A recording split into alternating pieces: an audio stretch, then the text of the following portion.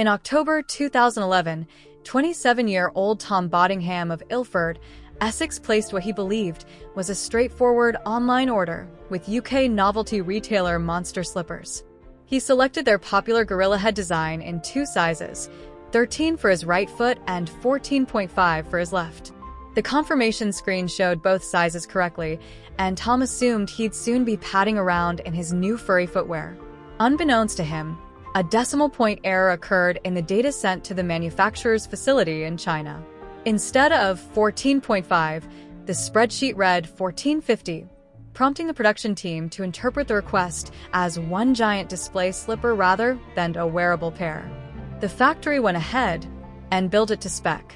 A few weeks later, a freight company delivered to Tom's home a custom-built wooden crate so large it couldn't fit through his front door. When it was finally opened, inside lay a single slipper measuring approximately 210 centimeters long, 130 centimeters wide, and 65 centimeters tall, dimensions that placed it firmly in the realm of oversized promotional props rather than everyday footwear. Rather than reject the shipment, Tom photographed himself sitting inside the cavernous interior and shared the images with Monster Slippers and on his own social feeds. Within days, the story was picked up by national newspapers. The Daily Mail published a gallery under the headline "Man Orders Slipper, Gets One Big Enough to Live In," and The Telegraph ran a follow-up interview explaining how a tiny typo had turned a routine purchase into one of the web's most talked-about novelty mishaps. Monster Slippers responded openly on their company blog, admitting that a decimal point misplacement in their overseas ordering system had caused the mistake. They issued a formal apology to Tom, arranged for his oversized slipper to remain with him as a keepsake, and immediately sent a correctly sized pair of gorilla slippers, free of charge, to fulfill the original order. The incident remains fully documented.